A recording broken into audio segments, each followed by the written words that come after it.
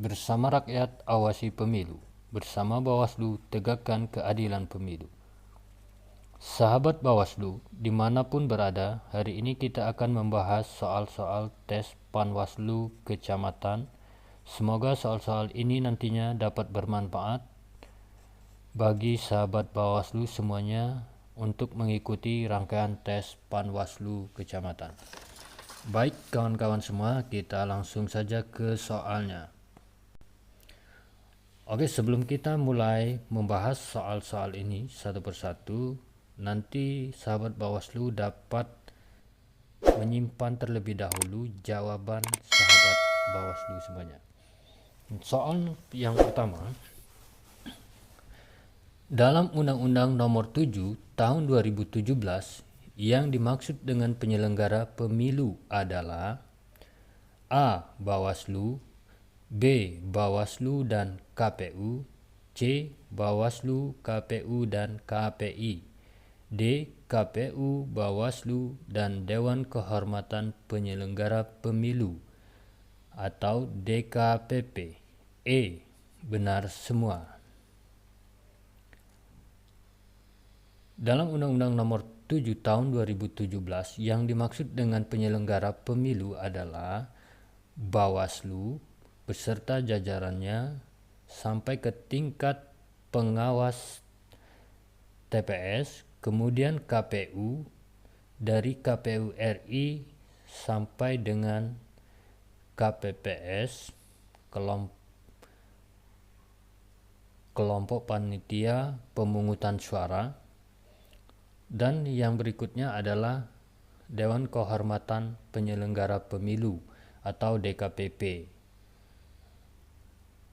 Jadi untuk jawaban dari soal ini yang sesuai dengan Undang-Undang Nomor 7 Tahun 2017 adalah D.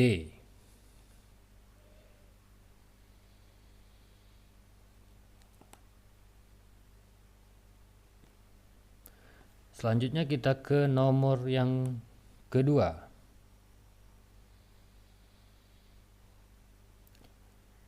Alasan yang paling tepat untuk menjelaskan penyebab hadirnya lembaga pengawas pemilu di Indonesia adalah A. Anggaran penyelenggaraan pemilu yang sangat besar, B. Indonesia belum memiliki lembaga pengawas pemilu, C. Pemilu diwarnai praktek-praktek kompetisi yang tidak fair, D. Standar pemilu demokratis yang mengharuskan dibentuknya lembaga pengawas pemilu, E. Pemilihan yang dilakukan secara baik. Jadi untuk soal ini jawabannya adalah C.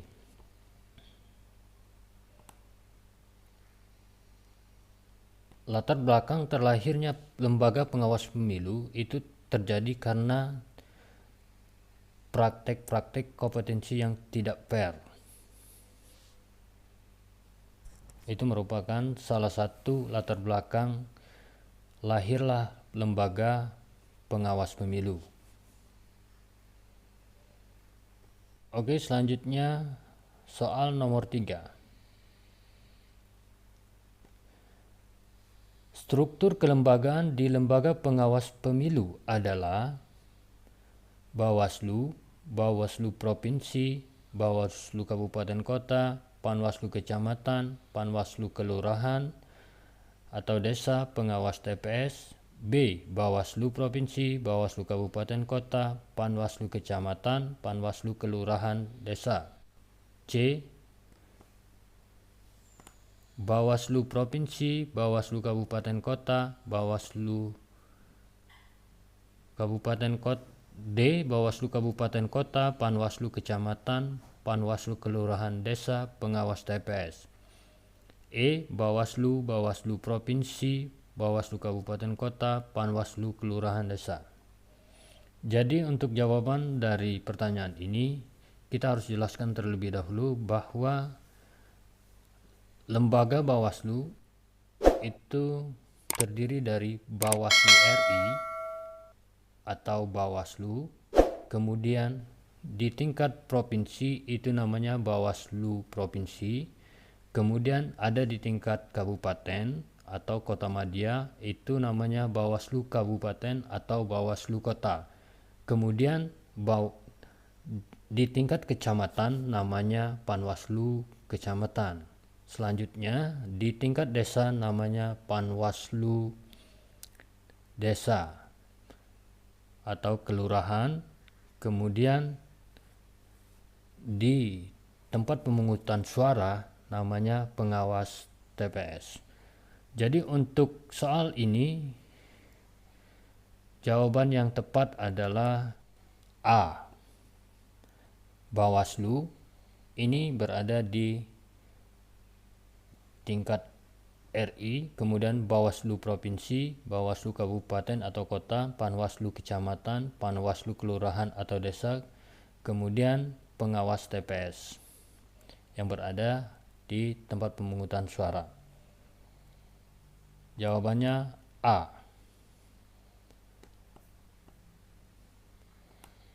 Selanjutnya kita ke nomor 4. Dalam pemilu, pemilihan diharuskan memberikan suaranya tanpa ada paksaan dari pihak manapun. Pernyataan tersebut merupakan makna prinsip penyelenggaraan pemilu yang A. Umum, B. Langsung, C. Rahasia, D. Jujur dan adil, E. Bebas. Kata kuncinya adalah memberikan suaranya tanpa ada paksaan dari pihak manapun. Artinya, seorang pemilih berhak memberikan suaranya sesuai dengan hati nuraninya. Jadi di sini merupakan prinsip dari penyelenggaraan pemilu yang bebas. Jawabannya adalah E.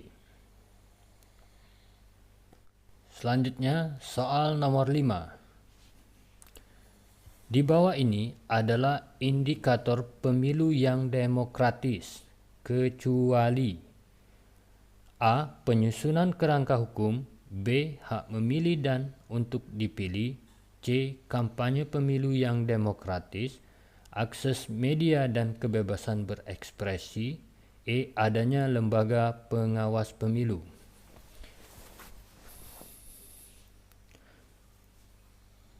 Kata kuncinya adalah indikator pemilu yang demokratis.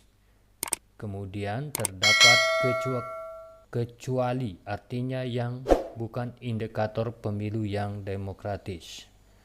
Penyusunan kerangka hukum ini merupakan indikator pemilu yang demokratis. Ini benar. Kemudian hak memilih dan untuk dipilih. Ini juga merupakan indikator pemilu yang demokratis. Kemudian kampanye pemilu yang demokratis. Ini juga merupakan indikator pemilu karena kampanye itu sangat penting dalam pelaksanaan pemilu untuk penyampaian visi dan misi yang tentunya harus dilakukan secara demokratis. Kemudian akses media dan kebebasan berekspresi. Kita tinggalkan dulu. Kemudian adanya lembaga pengawas pemilu. Lembaga pengawas pemilu itu penting sebagai indikator pemilu yang demokratis. Jadi jawabannya adalah D. Akses media dan kebebasan berekspresi. Oke, kita lanjut ke nomor 6. Pengawas TPS berjumlah A. 1 orang setiap desa kelurahan, B. 1 orang setiap TPS, C. 2 orang setiap TPS, D. 3 orang setiap desa atau kelurahan, E. 5 orang setiap desa atau kelurahan. Oke, untuk lebih jelasnya mungkin kita akan sampaikan terlebih dahulu anggota-anggota dari Bawaslu hingga ke pengawas TPS. Untuk Bawaslu RI itu jumlah anggotanya ada 5 orang. Kemudian untuk tingkat provinsi itu jumlahnya 5 orang. Kemudian untuk tingkat kabupaten itu berjumlah 3 atau 5 orang. Kemudian untuk di tingkat kecamatan atau yang disebut dengan Panwaslu kecamatan berjumlah 3 orang. Kemudian di tingkat desa itu berjumlah 1 orang, di tingkat TPS itu berjumlah 1 orang. Nah, jadi jawaban yang benar dari pertanyaan ini adalah B. 1 orang setiap TPS. Selanjutnya kita ke nomor 7.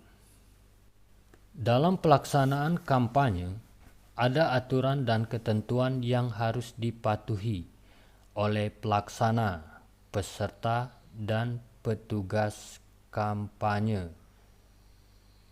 Berikut ini adalah larangan dalam kampanye yang harus ditaati pelaksana, peserta, dan petugas kampanye, kecuali A. Mempersoalkan dasar negara,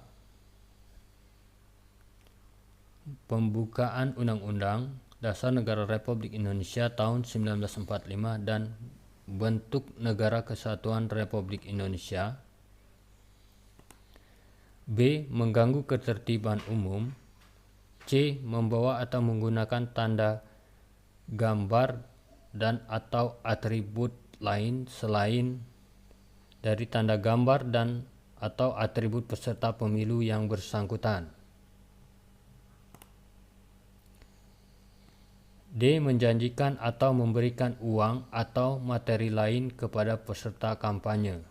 E. Kampanye dengan batas waktu yang telah ditentukan KPU. Jadi jawabannya adalah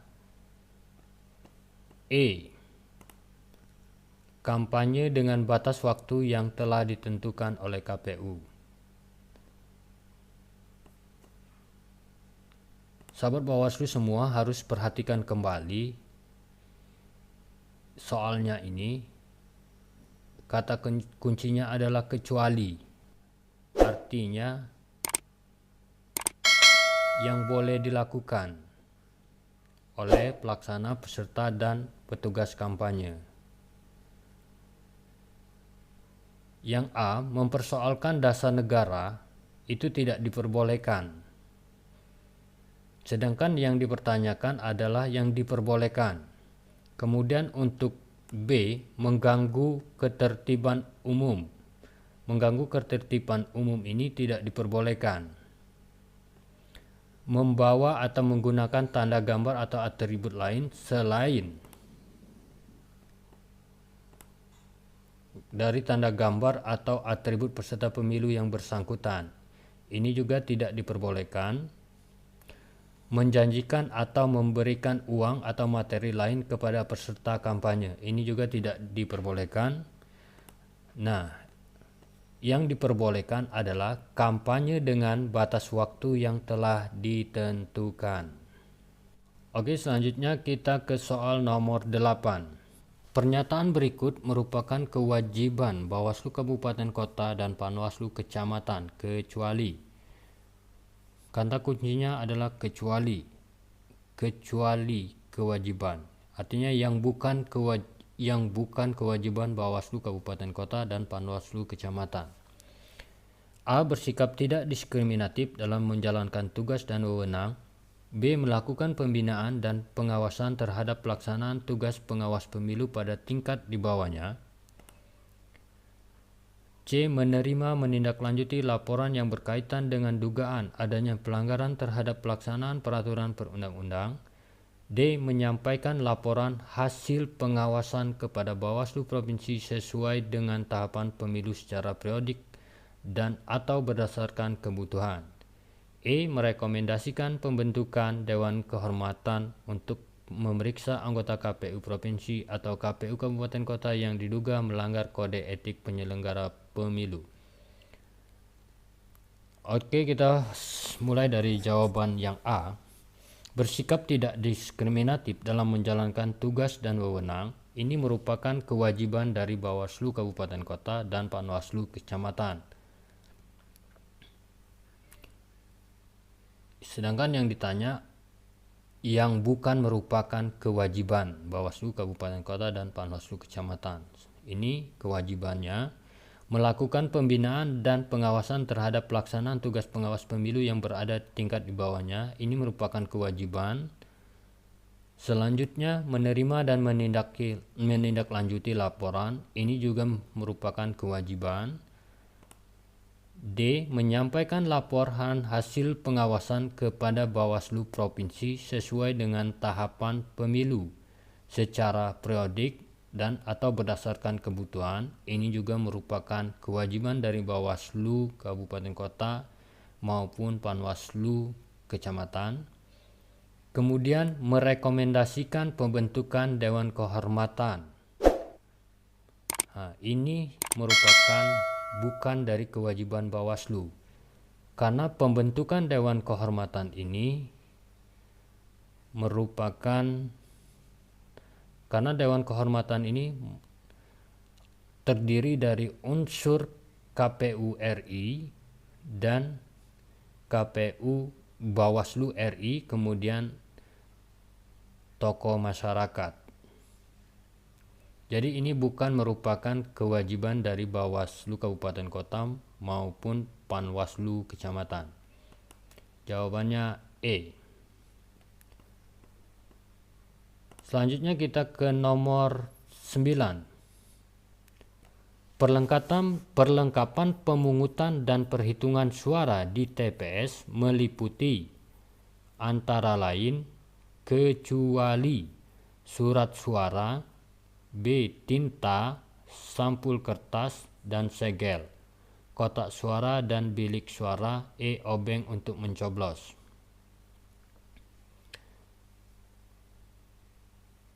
Artinya, dari pertanyaan ini, yang bukan merupakan perlengkapan pemungutan dan perhitungan suara. Surat suara merupakan perlengkapan, tinta merupakan perlengkapan, sampul kertas dan segel merupakan perlengkapan, kotak suara dan bilik suara merupakan perlengkapan, obeng untuk mencoblos. Ini yang bukan merupakan perlengkapan pemungutan suara. Jawabannya adalah E.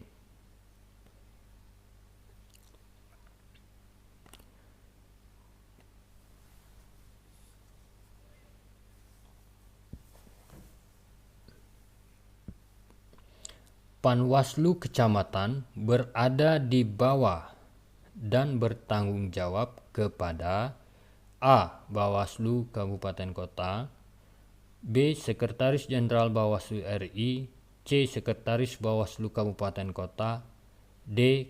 Kepala Sekretariat Bawaslu Provinsi, E. Bupati.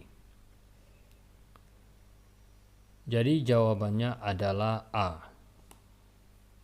Panwaslu Kecamatan berada di bawah Bawaslu Kabupaten Kota dan bertanggung jawab kepada Bawaslu Kabupaten Kota. Oke, sahabat Bawaslu semuanya, untuk pembahasan soal hari ini kiranya sampai 10 soal terlebih dahulu. Nanti untuk soal-soal berikutnya akan kita share kembali.